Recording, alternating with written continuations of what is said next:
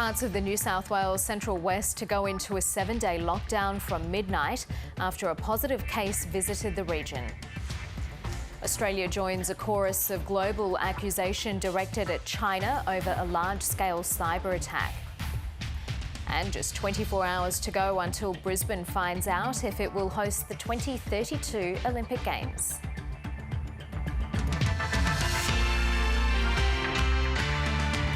Hello, welcome to ABC News. I'm Karina Carvalho.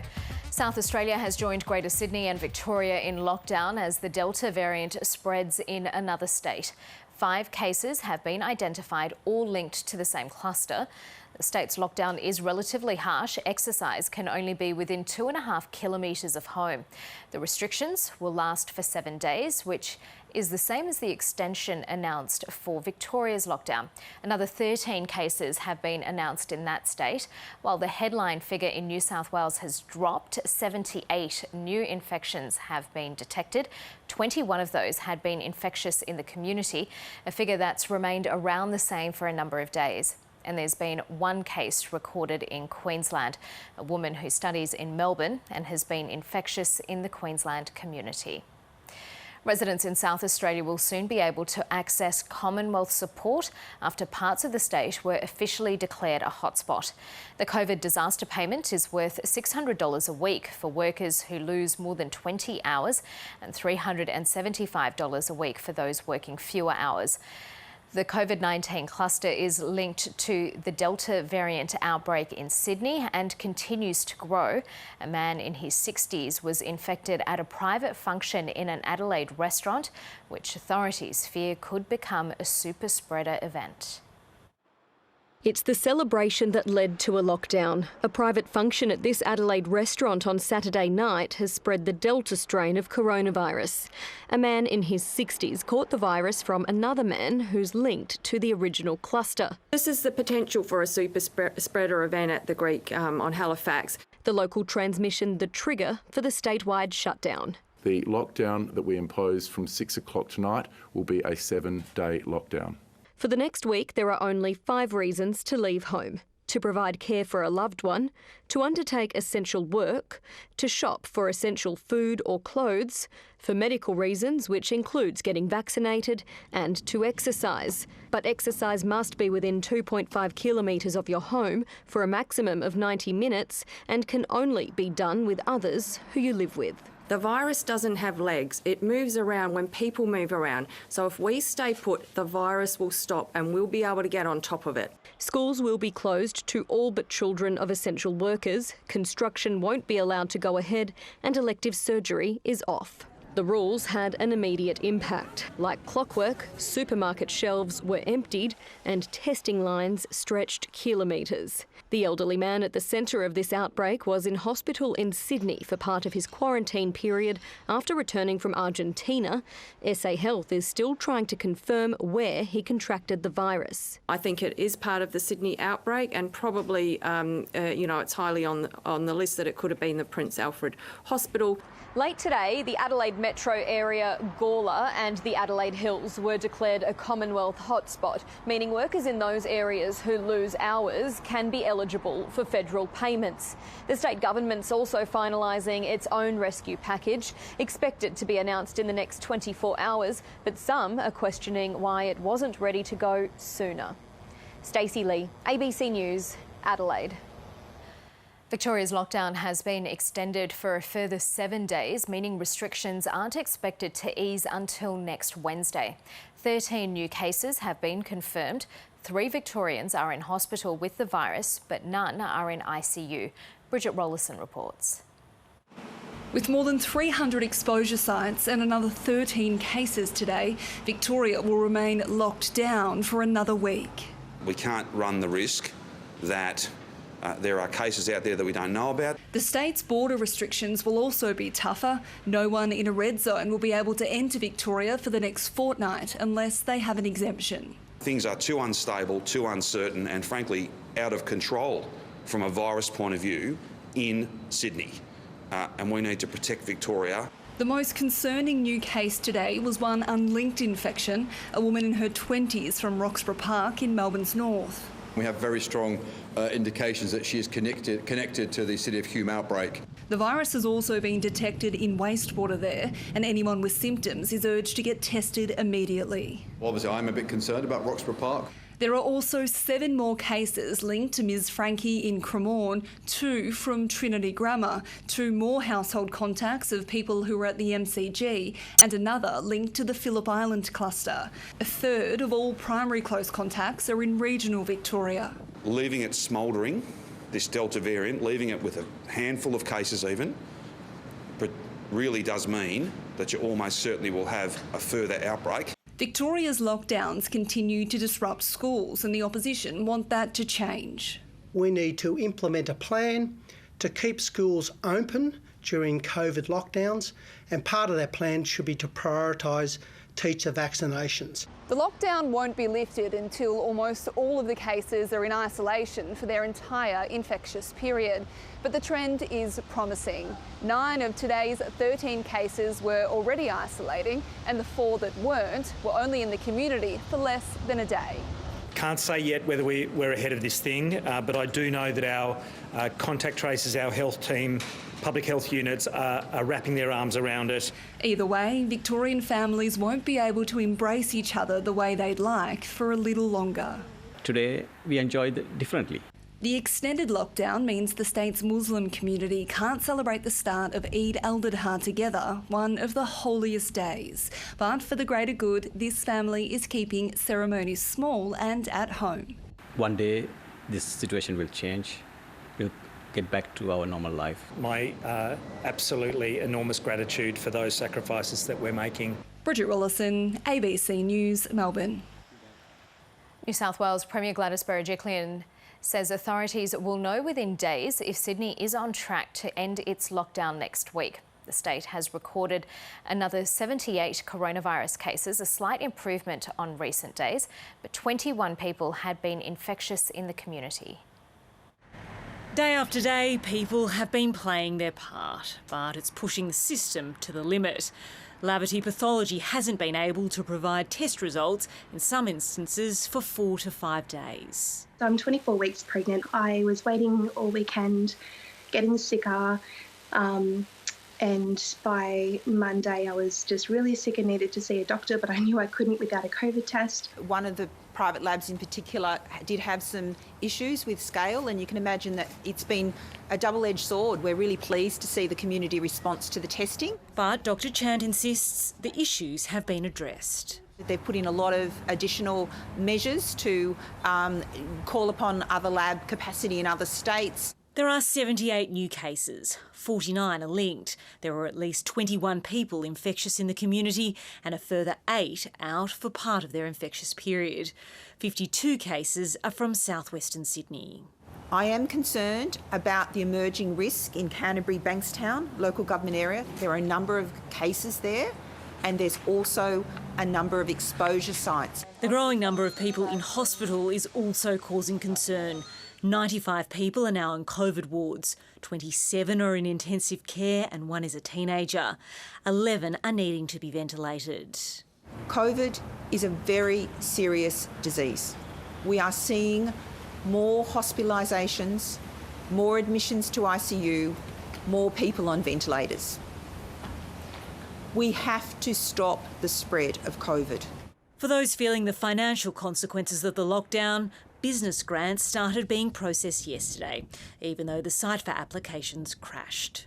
Whilst the system had some challenges in the morning, by the end of the day, nearly 6,000 businesses had their applications processed for support. The Premier delivered good news too for the construction industry. There'll definitely be construction activity on the 31st of July, I can give you that assurance. So while it appears there's certainty for construction workers, there's uncertainty for everyone else. But the Premier says in a few days we should have a better idea of what the future will look like at the end of the lockdown extension. The green shoots are there, and I'm convinced that in the next few days we will start seeing hopefully more improvements. Compliance, though, remains an issue. 7 people in a small office suite, birthday cake, alcoholic drinks, birthday food, and a person passed out on the floor. Those people were fined, and overall 160 infringement notices were issued in the past 24 hours. Ashley Raper, ABC News, Sydney. Queensland's Sunshine Coast is on high alert after a woman who caught the Delta strain of coronavirus was out in the community infectious for 2 days. The case is linked to the Victorian outbreak. It's a complicated timeline. The woman studies in Melbourne and is believed to have contracted the virus while socialising in this Flinders Street pub 10 days ago. 5 days later, it was declared a Tier 1 infection site. So she then immediately went and got herself tested, and she tested negative. That was on July 15. But the student had already left Melbourne for Maroochydore for a holiday on the Sunshine Coast. Wearing a mask, she visited the local shopping plaza and Rice Boy restaurant the same day she was tested. It's undergoing a deep clean. We've also got a COVID fogger that's going through there to disinfect basically everything. So the old girl's getting a spit and polish today, that's for sure. Last Friday, a day later, she used an Uber, bus, a commuter train and then the air train to get to Brisbane Airport to fly home to Cairns on Virgin flight VA 791, where she was picked up by a relative and went home to Mareeba and had a second test. Late last night, it came back positive. She did have some symptoms, so we've deemed her infectious period back to the 15th of July. She's isolating at home. We're arranging her transfer to a hospital down in Brisbane. The infected woman had received 2 Pfizer jabs, but experts say this latest variant is hard to control. These vaccines are primarily designed to protect against severe disease, and whilst they do have an effect on transmission, it's not 100%. I am concerned, of course I'm concerned. We'll just have to see how it flows out over the next few days. Authorities are scrambling to contact trace as fears over the fast-spreading Delta grow. 3 states are now in lockdown. We are now at 1,360 cases across Australia, where only 5 weeks ago we were down to 127. A 10-fold increase. Now is not the time to be holidaying interstate. Enviably, Queensland has only 36 active cases. Lexi Hamilton-Smith, ABC News. Let's go back to New South Wales now. 3 more local government areas, including Orange in the state's central west, are going into lockdown from midnight. It's the first regional lockdown in this outbreak and follows a confirmed case of coronavirus in Blaney. Let's go live to Joanna Woodburn in Orange. Jo, how hard will this hit the region? Oh, particularly hard, Karina. It's something that these regional communities, including Orange, Cabonne and Blaney, which are going into lockdown, have been bracing for the past few weeks since the Sydney outbreak began, because of the risk of people coming out to these regions and flouting health orders, or because they're essential workers and are able to travel out here. So particularly hard. There are 5 venues of concern that have been listed in Orange itself because this man who has been tested positive, who's a worker at this pet food factory at Blaney, he visited on Friday, July the 16th and Saturday, July the 17th. So 5 in total: the Woolworths in North Orange, a petrol station, a tobacconist, the Pizza Hut restaurant and also Officeworks. And all 5 are listed as venues of concern, as I said. Some additional restrictions on the 3 local government areas. Funerals will be capped at 10 people. Weddings will be cancelled from Friday, but there will be a 2-day grace period. And so far, schools will remain open. Here's how the day unfolded. It's been a testing few days for regional communities, and now the news they've been dreading. The first locally acquired case of COVID-19 during the current outbreak has been found in the Central West. I can confirm that we do have a case that has been diagnosed associated with the exposure of the truck driver. A security guard working at this pet food factory is among 8 people who were exposed to a delivery driver last week. They've been isolating since Sunday when the site was closed for cleaning. There's no doubt it's been a concern, but the response to the COVID testing has been excellent. Hundreds of people have come through the last couple of days. The Central West isn't the only regional area on alert tonight. A person who visited a house at Cootamundra in the Riverina has also tested positive to COVID-19. A mobile testing site has been set up at the local showground. Pop-up clinics are also springing up in several towns after people with COVID-19 visited the west, south and north of the state. New South Wales Health has now updated its working from home advice for those outside lockdown areas. And I would encourage employers in the regional areas to try and allow your staff to work from home. And truck drivers forced to comply with new requirements have faced a shortage of kits at some freight testing sites. Transport officials say they're working urgently to ensure they're stocked amid the unprecedented demand. Joanna Woodburn, ABC News. Unsurprisingly, COVID-19 has had a major impact on mental health, with more people accessing crisis hotlines and other services than before the pandemic. But despite fears more people could die from taking their own lives than from the virus itself, surprising new statistics show the number of suicides has remained steady. Political reporter Stephanie Dalzell explores why. Fashion model and role model. Peer support worker Emily Unity was diagnosed with depression and anxiety as a teenager. Dark feelings that stirred again last year during Melbourne's 100-day lockdown. I experienced loneliness at a scale that I really had never experienced before. New data from the Australian Institute of Health and Welfare provides some fresh insight into how the pandemic has affected the country. There's a couple of services that I've found in your area. More people are using crisis lines and other mental health services, and there's been an increase in ambulance call-outs for suicidal thoughts and self-harm. We had good data pre-pandemic of rising mental health problems, and then we had COVID. And so now demand is through the roof. Despite that demand for help, suicide rates have remained steady, even in the state subject to the harshest lockdowns. In Victoria, about 700 people took their own life last year, fewer than before the pandemic, while in New South Wales there were almost 900 suicides, also lower than 2019 figures. There's an established link between suicide and financial hardship, and this report suggests the government's economic support during the crisis has saved lives. But this pandemic's not over, and there remains a continued need for financial help. Protecting livelihoods and lives appears to be one and the same. We are seeing increased rates of self-harm, as well as that suicidal ideation, so we're certainly not out of the woods. Emily Unity is now playing this lockdown a little differently. Healing looks different for everyone, but I think the thing for me is connecting with people. Connection the key, while physically apart. Stephanie Dalzell, ABC News, Canberra. And if you need information or support, you can contact Beyond Blue on 1300 22 46 36 or Lifeline on 13 11 14. Still to come on ABC News this evening, we're live to Adelaide as the city begins a 7-day lockdown, plus the stunning declaration on the final day of Victoria's Royal Commission that could spell the end of the Crown Casino. A former member of the Defence Force has been arrested following a raid on 2 homes on the outskirts of Sydney. The operation was sparked by forensic intelligence passed on to New South Wales Police. Crime reporter Mark Reddy is at the Sydney Police Centre. Mark, what more can you tell us? Well, Karina, this man allegedly has an extensive military background with training in explosives, so that really was a cause for concern. The 54-year-old was arrested at one of 2 properties in Picton this morning as heavily armed officers conducted raids.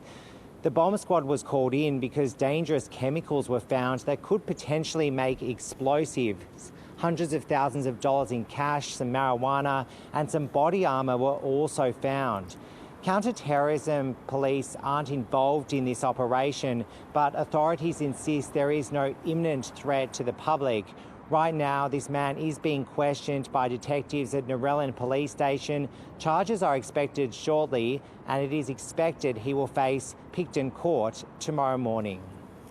Mark Reddy reporting. A Chinese national has been arrested and is expected to be extradited to Queensland after a body was found in a metal box at a Brisbane apartment yesterday afternoon. The body has been identified as a 30-year-old woman who was reported missing in April.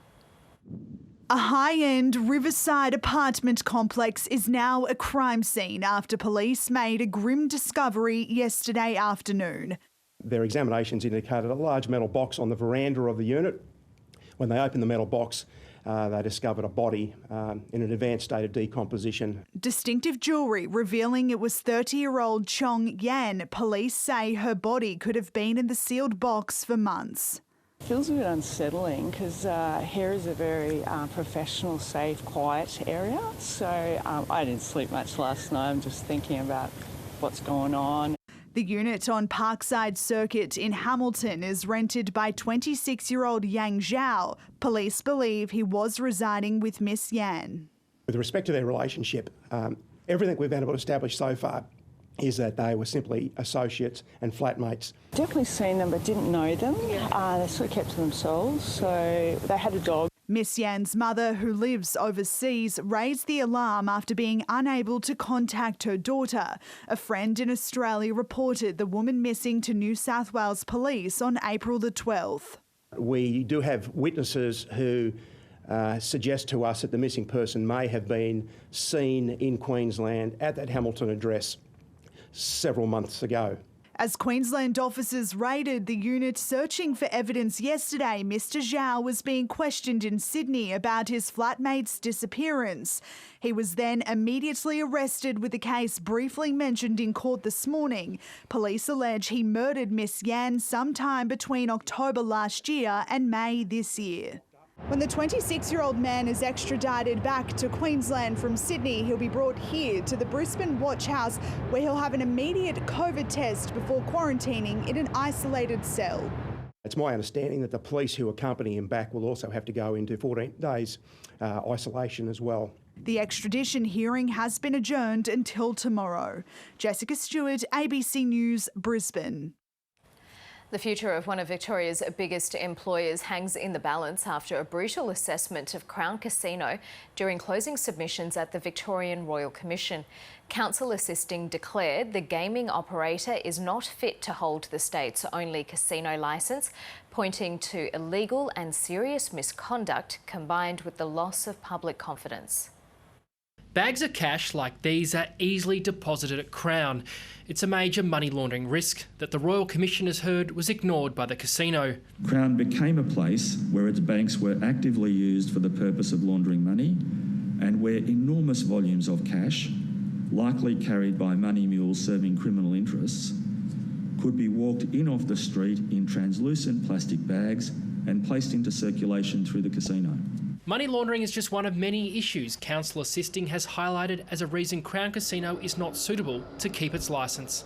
Serious misconduct, illegal conduct and highly inappropriate conduct which has been encouraged or facilitated by a culture which has consistently put profit before all other considerations.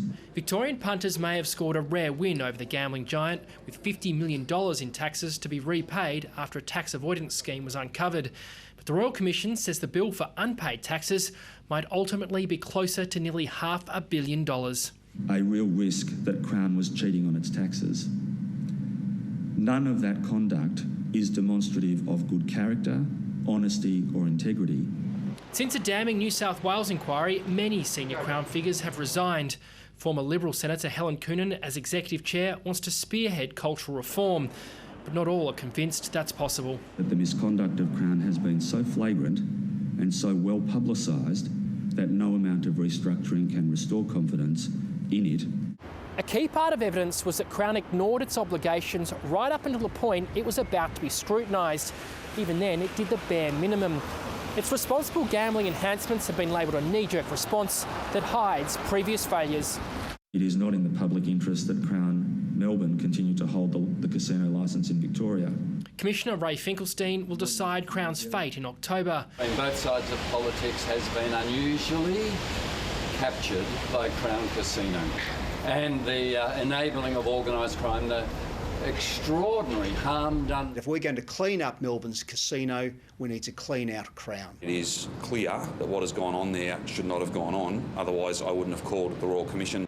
Crown will make its final submission in a fortnight. Richard William, ABC News, Melbourne. The Australian economy has held up remarkably well since the pandemic began, but the latest lockdowns are again testing that. They're not just incredibly damaging to businesses, consumer confidence is also taking a hit. And it's not just in the states which are locked down. Jeff Shureb's business needs a hero. We're feeling it more than ever at the moment, where it's almost on the brink. We can't keep taking a hit like this. He's in his third lockdown this year, but without the wage subsidy JobKeeper that kept 3.5 million workers linked to employers and pumped cash through the economy. We can't keep going this way. It's just further and further into debt. New data shows consumer confidence fell by 5.2% as Sydney's lockdown was tightened and one was imposed in Melbourne. But confidence levels actually dropped the most in Hobart, Adelaide and Perth. The hit to confidence from a lockdown in one area actually flows through to other areas as well, because there is that concern that cases can spread. Confidence requires certainty. With nearly half the country locked down and COVID spotfires everywhere, it's no surprise that consumers are snapping shut their wallets, having a huge impact on stores like this.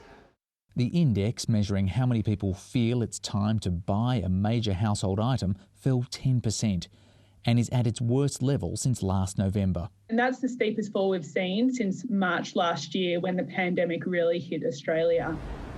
In Sydney's western suburbs, it's been a year of cancelled weddings. It's very much to impact, including the staff that we have now. We have not operated for this month at all. Last year we didn't operate for 6 continuous months. With every additional lockdown, it becomes even more difficult to survive. Daniel Ziffer, ABC News, Melbourne. Both the Australian dollar and local share market fell today as concerns grew on global markets about the impact of the Delta variant on the economy. Here's Alan Kohler. Unsurprisingly, the greatest concerns about the Delta variant are in the UK, where the share market fell more than 2%. Markets used to be worried about too much growth leading to inflation. Now they're worried about the opposite, not enough growth because of lockdowns. And on that subject, there's not much doubt that Australia's September quarter GDP is going to be negative, more than a year after the big contraction in June last year. Now, it's too early to tell how negative it'll be, but this chart of national spending doesn't yet include the Victorian lockdown. Whether it turns into another recession, that is 2 quarters of negative GDP, will depend on the vaccines. The Australian share market fell 0.5%, and there was more action at Oil Search, which lost its CEO yesterday in messy circumstances. Now, while announcing that, Chairman Rick Lee said there'd been no takeover approach. Today we learned that Santos had approached him a month ago with a merger proposal and is still pursuing it. So Oil Search's share price jumped and Santos's went down, possibly on the grounds that there are less messy merger candidates around than that one. As for the market as a whole, it's basically been flat for a month and a half, which is in line with the old story of down the elevator and up the stairs, as you can see from this graph. Whether there's another lift attendant around the corner saying going down will depend on the race between Delta and the vaccines.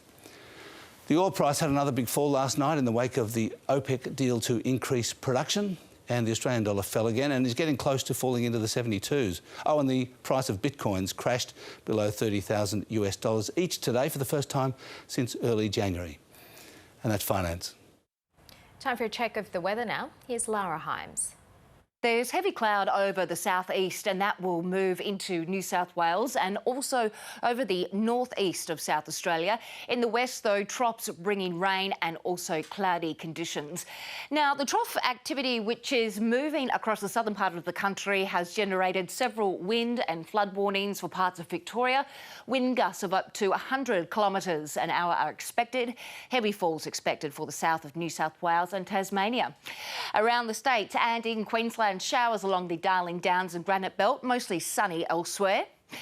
Into New South Wales, showers in the ranges and slopes with snow on the Alps, frost in the west, severe wind and surf warnings for most of the coast. In Victoria, showers on the ranges with snow falling above 700 metres, severe weather warnings too for the southern coast and the interior. In Tasmania, showers for a lot of the state with snow above 600 metres. Wind warnings for the east and also the southwest coast. In South Australia, cold and frosty conditions, showers in the far west, also cloudy conditions for the rest of the state. In the west, likely to be rain over the southwest and also moving into the goldfields, but it should be clear for the rest of the state. And in the Territory, fresh and gusty winds across the Simpson, sunny conditions elsewhere. Here are the top stories on ABC News. South Australians have begun their first night in a week-long lockdown, sparked after 5 cases of COVID-19 in recent days. There are now more than 3,000 people in quarantine, with 17 exposure sites across Adelaide so far. Residents can only leave home for caregiving, exercise, essential work and goods, and to be vaccinated. Parts of the New South Wales Central West region are about to go into lockdown. Orange, Blaney and the Cabonne Shire Council will go into lockdown from midnight tonight for 7 days. 5 venues in Orange have been listed as exposure sites after a man with COVID-19 visited the region last Friday and Saturday. Federal health authorities are meeting to discuss whether to send extra support to South Australia as it enters its lockdown. In response to the growing outbreaks, the Health Minister Greg Hunt has rejected opening up the Pfizer vaccine for people under the age of 40 because of limited supply. And Victoria's Royal Commission into Crown Resorts has heard the casino operator is not presently suitable to hold a licence in the state. Counsel assisting told the inquiry Crown has put profit ahead of all other considerations and evidence reveals serious misconduct. A COVID-19 outbreak on board a ship docked at Fremantle Port in WA has grown, with a further 2 crew members testing positive. The latest cases mean 10 of 14 crew members on board the BBC California have the virus. The vessel berthed yesterday morning, with crew members reporting COVID-like symptoms after leaving Indonesia last Sunday. The cargo ship is empty, as it had been on its way to pick up goods, with authorities still working out what should happen next to the vessel. From a COVID point of view and from a maritime safety standpoint, we do not want to risk the health of the remaining healthy crew members, and we need to ensure the ship has adequate crew to safely operate. All crew remain on board the vessel, including 4 members who have tested negative. South Australia will go into a 7-day lockdown tonight after health authorities confirmed the state's outbreak is the Delta COVID strain. 5 cases are now linked to the cluster. This is the Delta variant that we're dealing with here in South Australia, and for those reasons we're extremely concerned about developments this morning. We now have a 4th and a 5th case to report. The 4th case was one of the 16 close contacts that we announced yesterday.